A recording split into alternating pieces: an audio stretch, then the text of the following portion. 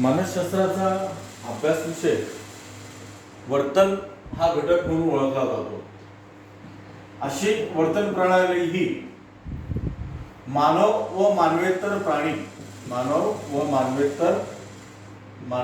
प्राणी या दोहोंमध्ये घडून येत असते. वर्तनाचे सूत्र उद्दीपक, ऑर्गॅनिझम अँड रिस्पॉन्स. म्हणजे बिहेवियर इज इक्वल टू उद्दीपक, S for stimulus, O for organism, R for response. ह्या ऑर्गॅनिझमने उद्दीपकाला अनुसरून केलेली प्रतिक्रिया म्हणजेच वर्तन, असं वर्तनाचं सूत्र मानसशास्त्रामध्ये मांडण्यात येते. येथे हा जो ऑर्गॅनिझम आहे, हा ऑर्गॅनिझम म्हणजेच प्राणी म्हणजेच इथे मानव व मानवेतर प्राणी या दोन्ही घटकांचा इथे समावेश होतो. मानव व मानवेतर प्राणी या दोन्ही घटकांचा इथे समावेश होतो. आता हा यश जो आहे, हा यश म्हणजे सभोवताली घडणाऱ्या सर्व घटना व प्रसंग परिस्थिती किंवा ऑब्जेक्ट्स, इव्हेंट्स या अनेक घटकांचा इथे समावेश होतो. आणि ह्या घटनांच्या अनुसराने, प्रसंगाच्या अनुसंगाने, परिस्थितीच्या अनुषंगाने व्यक्तीच्या प्रतिक्रिया घडून येत असतात. तेव्हा सदरील वर्तन हे व्हिज्युअलायझेशन होत असतं किंवा ते दृश्य स्वरूपाचं वर्तन घडून येतं. वर्तन हा घटक किंवा वर्तन ही संकल्पना स्पष्ट करत असताना केवळ उद्दीपक महत्वाचा नसून, म्हणजेच घटना महत्वाच्या नसून, केवळ प्रतिक्रिया महत्वाच्या नसून, येथे हा घटक अनन्य साधारण महत्वाचा आहे, तो म्हणजे ऑर्गॅनिझम. व्यक्तीने दिलेली प्रतिक्रिया कशाला? उद्दीपकाला. आणि ही उद्दीपकाला दिलेली प्रतिक्रिया म्हणजेच वर्तन. आता ही जी व्यक्ती आहे, या व्यक्तीचं वर्तन कसं घडून येतं याबाबत वर्तनवादानुसार जर विचार केला तर वर्तनाला प्रभावित केवळ सभोवतालच्या घटना, परिस्थिती, प्रसंग जे आपल्या सभोवताली घडतं, त्या सर्व सभोवताली घडणाऱ्या घटनांच्या अनुषंगाने व्यक्ती हा भिन्न भिन्न प्रतिक्रिया देत असतो. वेगवेगळ्या प्रतिक्रिया ह्या घडून येत असतात. उदाहरणार्थ, आपण एखाद्या लहान मुलाला शब्बास हा शब्द जर वापरला, म्हणजे शब्बास हा त्याच्यासाठी प्रलोभन झाला, ही घटना झाली, प्रसंग झाला, परिस्थिती झाली, लगेच त्याच्या चेहऱ्यावर अगदी आनंदाच्या एक छटा भाव आविष्कार निर्माण होतात. तेच त्याच मुलाला रिजेक्शन केलं, तुला जमणार नाही, सर, लगेच तो मुलगा खिन्न होतो. म्हणजे येथे रिजेक्शन केलेली प्रतिक्रिया म्हणजे घटना आणि त्याचं तो खिन्न होतो, उदासीन होतो. म्हणजे ही खिन्नता सुद्धा कशावर अवलंबून आहे? या परिस्थितीवर. म्हणजे जसे जसे घटना सभोवताली आपल्यावर, व्यक्तीवर, प्राण्यांवर प्रतिबिंबित होत असतात, त्याप्रमाणे प्रतिक्रिया घडून येत असतात.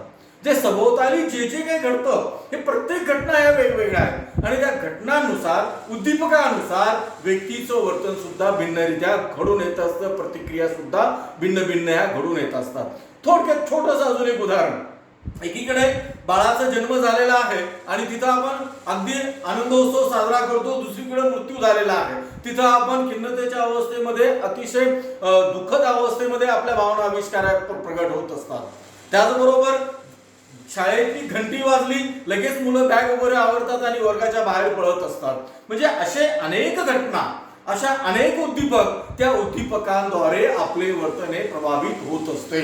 पण येथे हे वर्तनाला प्रभावित उद्दीपक करत असेल तरी देखील हे वर्तन, क्रिया, प्रतिक्रिया देण्याचं जे यंत्रणा आहे, ती यंत्रणा म्हणजे ऑर्गॅनिझम. म्हणजे येथे आपणास वर्तन प्रणाली ही संकल्पना स्पष्ट झाल्यानंतर यामधील यस हा सभोवताली घडणाऱ्या घटना, आर म्हणजे हा प्रतिक्रिया झाल्या, आपलं वागणं झालं, आपलं आचरण झालं, हा सर्व उद्दीपकावर अवलंबून असते.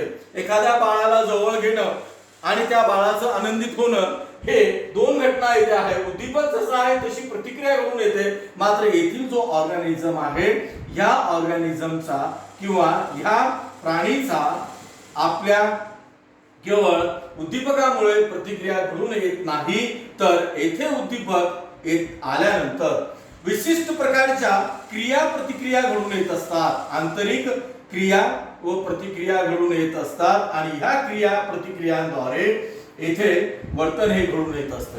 मग हा क्रिया प्रतिक्रिया घडत असताना मानवी शरीरामध्ये ज्या मुख्य संस्था आहेत, मेंदू संस्था, नस संस्था म्हणतो आपण आणि ग्रंथी संस्था, यांचा येथे घडून येणाऱ्या ज्या क्रिया प्रतिक्रियांचा संबंध दिसून येतो, म्हणूनच आपलं वर्तन घडून येत असते.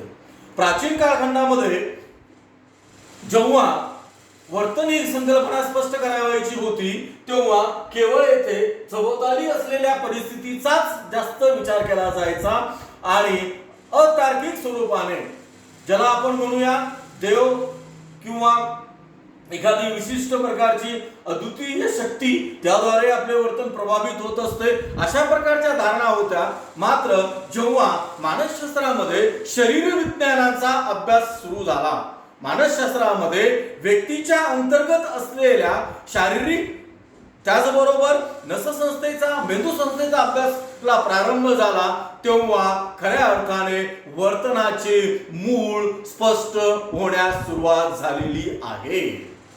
मग आपल्या अंतर्गत शरीर यंत्रणेचा आणि वर्तनाचा काय संबंध?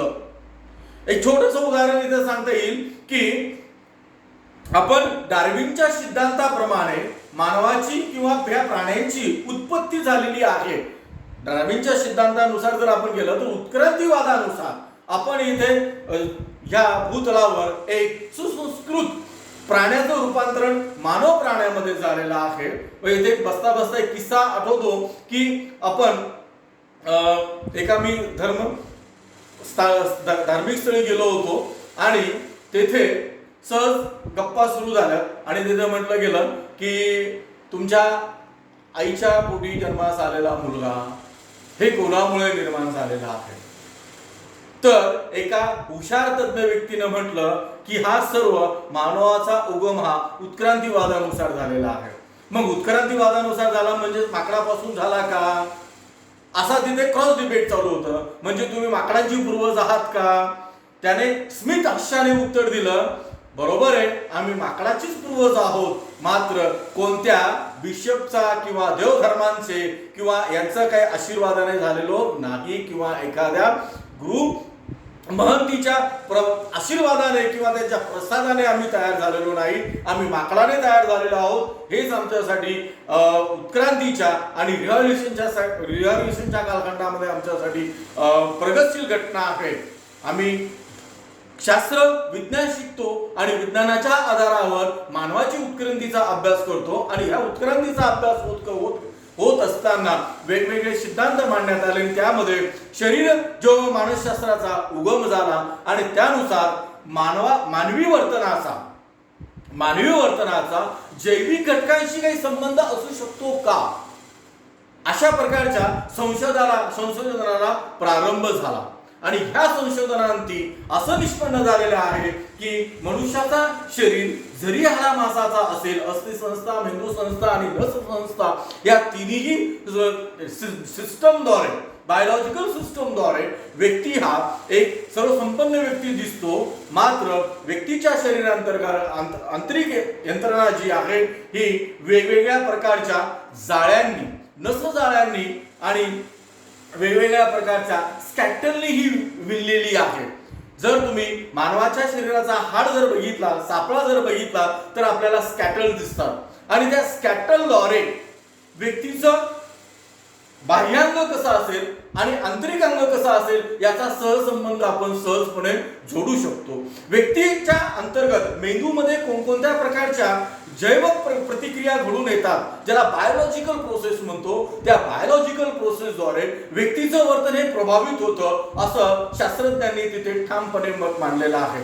त्याचबरोबर शरीराअंतर्गत असलेल्या ज्या ह्या नसांचा जाळा आहे, या नसांच्या क्रिया हालचालींवर या नसांच्या संतुलनावर व्यक्तीचं वर्तन प्रभावित होत असतं, असा एक जैविक दृष्टिकोन मानसशास्त्रामध्ये मांडण्यात आला. आणि तेव्हापासून तिथून मानसशास्त्राच्या वर्तनाला एक जैविक अधिष्ठान आहे असं शास्त्रीय दृष्टिकोने मांडण्यात आलेलं आहे. म्हणजे येथे व्यक्तीचा जसा शरीर बांधा असेल, म्हणजे ज्याचं स्कॅटल असेल, ज्या व्यक्तींचे हाडं मजबूत असतील, टणक असतील, ह्या व्यक्ती ह्या मैदानी खेळामध्ये स्वतःचं प्रभुत्व गाजवणाऱ्या असतात. ज्या व्यक्तीच्या मानसिक ज्या क्रियाप्रतिक्रिया जलद गतीने होतात आणि संतुलित स्वरूपाच्या होतात, अशा व्यक्ती ह्या बुद्धिजीवी स्वरूपाच्या असतात. एखाद्या व्यक्तीच्या भावना आविष्कारण असेल किंवा वेगवेगळ्या प्रेरणांनी प्रभावित होत असते, ती प्रेरणा सुद्धा त्यामधील स्रावणाऱ्या ग्रंथींच्या प्रभावामुळे अशी व्यक्ती ह्या भावनांचं आविष्कारण करणाऱ्या असतात. म्हणजे थोडक्यात आपल्याला असा एक येथे सूर मांडावायचा आहे, तो म्हणजे केवळ उद्दीपकाद्वारे वर्तन प्रभावित होत नाही, तर ह्या ऑर्गॅनिझमच्या अंतर्गत जैव प्रक्रियेमुळे वर्तन हे प्रभावित होत असते, असा शास्त्रीय दृष्टिकोन मांडण्यात आलेला होता. म्हणजे येथे आपण त्याचाच एक भाग म्हणून आज आपण ग्रंथी संस्था व त्याचे प्रकार या मुद्द्याकडे वळणार आहोत. आता ग्रंथी संस्था व त्याचे प्रकार आणि वर्तनाचा काय संबंध असू शकतो? आपल्या वर्तनावर ग्रंथी संस्थेचं अधिराज्य असतं. आपले वर्तन हे ग्रंथी संस्थेच्या संतुलन क्रियाप्रतिक्रियेद्वारे वर्तने प्रभावित होत असते. असं ज्यावेळेस आपण सहसंबंधात्मक अभ्यास करतो, तेव्हा आपल्या शरीरांतर्गत असलेल्या विविध ग्रंथींचे प्रकार व त्या ग्रंथींचा आपल्या वर्तनावर काय परिणाम होतो याविषयी आपण आजच्या तासामध्ये सविस्तर चर्चा करणार आहोत. ज्याप्रमाणे ऑटोनॉमस नर्वस सिस्टम, ज्याला स्वायत्त मज्जासंस्थाद्वारे शरीरातील बदल, शरीराचा विकास हा अंतर्भूत असतो, म्हणजे निर्भीत असतो, निर्धारित होत असतो, त्याचप्रमाणे शरीरांतर्गत असणाऱ्या विविध ग्रंथींमार्फत वर्तनाबरोबरच शारीरिक बदल आणि मानसिक विकास हा निर्धारित होत असतो. ह्या ग्रंथींमधून स्रावणाऱ्या वेगवेगळ्या प्रकारच्या रसस्राव आणि ह्या रसस्रावामार्फत वर्तन म्हणजे शारीरिक विकास व मानसिक विकास हा निर्धारित होत असतो. म्हणून या ग्रंथीमधून स्रावणाऱ्या रसस्रावाला ग्रंथीस्राव असे म्हणतात. ग्रंथीस्राव, या ग्रंथीस्रावाला इंग्रजीमध्ये हॉर्मोन्स असं म्हटलं जातं. हॉर्मोनच्या कमी अधिक प्रमाणावर व्यक्तीचा मानसिक, भावनिक, शारीरिक व बौद्धिक विकास निर्धारित होत असतो. आणि ह्या ग्रंथीमधील स्राव जो आहे, काही ग्रंथींमधील स्राव हा सरळ रक्तात मिसळला जातो, तर काही ग्रंथीचा स्राव हा नलिकांद्वारे, ज्याला आपण संयोजित नलिका असं म्हणतो, त्या नलिकांद्वारे हा रक्तामध्ये मिसळला जात असतो. अशा ग्रंथींच्या स्वरूपानुसार ग्रंथींचे दोन प्रकार पडतात. पहिला प्रकार आहे तो म्हणजे नालग्रंथी.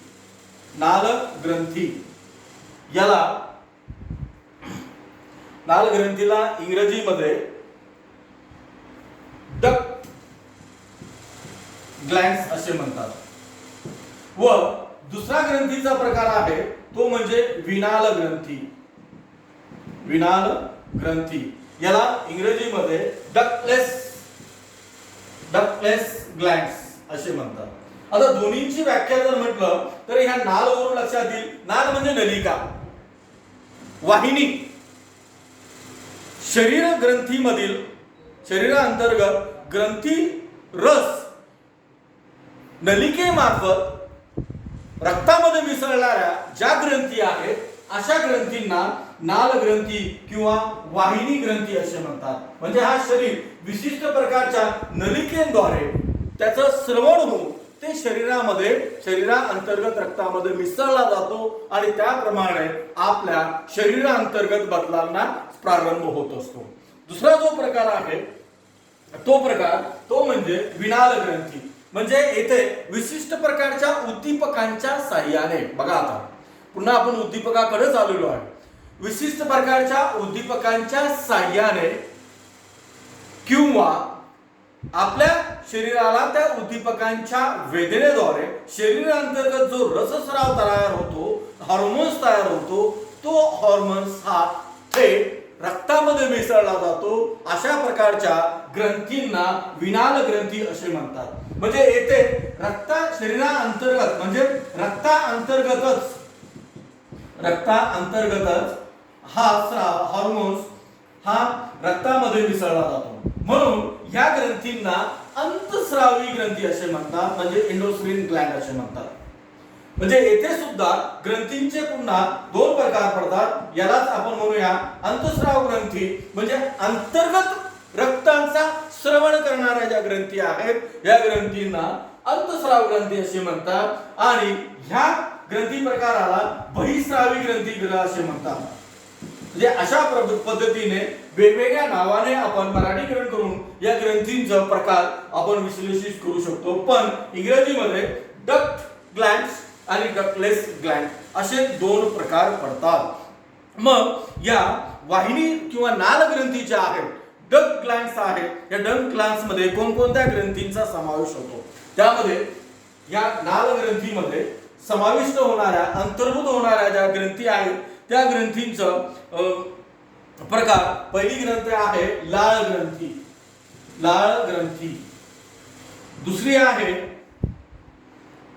धर्मग्रंथी, ज्याला आपण स्त्रियांमध्ये अधिक प्रमाणात दिसून येते. दुसरा आहे अश्रुग्रंथी. अशा तीन प्रकारच्या किंवा त्यापेक्षा अधिक ग्रंथी आहेत ज्यांचा स्राव हा थेट रक्तात न मिसळता विशिष्ट नलिकेद्वारे रक्तामध्ये मिसळला जातो. आता नावावरून लक्षात आला असेल, लालोत्पादनाद्वारे जो हार्मोन्स तयार होतो. उदाहरणार्थ आपण समोर आंबट चिंच असेल, ती आंबट चिंच आपल्या तोंडासमोर आली की तोंडाला पाणी सुटतं, लाळ निर्माण होते. ती लाळ निर्माण झालेली लाळ ही शरीरामध्ये विशिष्ट प्रकारच्या नलिकेमार्फत हा रक्तामध्ये मिसळला जातो आणि तेव्हा आपल्याला आंबट पदार्थ गोड पदार्थ डिफरेशिएट करतो.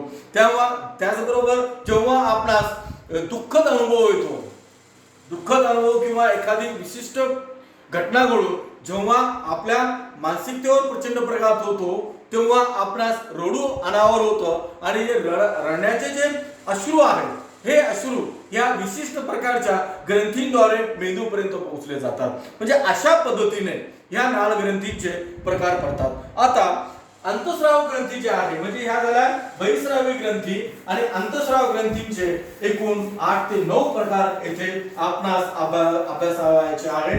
बहिस्रावी ग्रंथीविषयी आपण सविस्तर चर्चा करणार नाही. मात्र येथे मुद्द्याची सुरुवात करत असताना, हा मुद्दा समजून घेत असताना एक लक्षात ठेवायचं की आपल्या शरीर वर्तनाचा ग्रंथी संस्थेच्या संबंधाबरोबरच आपल्या शरीरामधील मेंदू संस्थेचा म्हणजे बघा ऑटोनॉमस नर्वस सिस्टम म्हणजे स्वायत्त नससंस्था प्लस ग्रंथी संस्था आणि मेंदू, आपले वर्तन पूर्ण मेंदूद्वारे ब्रेनद्वारे कंट्रोल होत असते. म्हणजे शरीरात रसग्रंथीचा संबंध शरीरातील विविध जैविक प्रक्रियांशी आपल्याला एका शब्दात मांडता येईल की या सगळ्या जैविक प्रक्रियांचा संबंध हा शरीराशी संबंधित दिसून येतो. त्यामध्ये न्यूरो हॉर्मोन्स हा जो न्यूरो हॉर्मोन्स आहे हा मेंदूपर्यंत जातो आणि या न्यूरो हॉर्मोन्सचा शरीराच्या विविध चेतासंस्थेच्या विविध कार्याशी अवयवाशी याचा संबंध आपल्याला पाहायला मिळतो. आणि त्याचबरोबर चेताग्रंथीचे म्हणजे ऑटोनॉमस नर्वस सिस्टमचा जो सिनॅप्सिस आहे त्याचाच जे कार्य आहे त्याचं कार्य हे न्यूरोट्रान्समीटर पेक्षा हे कमी दिसून येतं. म्हणजे न्यूरो हॉर्मोनचं कार्य जलद गतीने न होता मंद गतीने होते आणि शरीरामध्ये जो ट्रान्समीटर क्रिएट होतो तो मेंदूपर्यंत अतिशय जलद गतीने पोहोचून व्यक्ती ह्या प्रतिक्रिया देतात, वर्तन त्याचं घडून येतं. म्हणून याचा जो संबंध आहे न्यूरोट्रान्समीटरचा हा थेट मेंदूशी असतो आणि पटकन अतिशय मिली सेकंद त्या मॅक्रो मिली सेकंदामध्ये बिहेवियर प्रणाली ही घडून येत असते. थोडक्यात येथे एक मुद्दा आपल्याला स्पष्ट तुमच्या क्लिअर झाला असेल की वर्तन केवळ बाह्य घटनावर डिपेंडेंट नसून वर्तनावर जैविक प्रक्रियांचा सुद्धा प्रचंड असा प्रभाव दिसून येतो आणि म्हणूनच व्यक्ती वर्तने प्रभावित होत असते. म्हणजे जैविक प्रक्रियांचा आणि वर्तन प्रणालीचा निकटतम सहसंबंध आपणास येथे ह्या मुद्द्यांतर्गत स्पष्ट करता येईल. नंतरच्या तासामध्ये आपण अंतस्राव ग्रंथीचे वेगवेगळे प्रकार येथे पाहणार आहोत.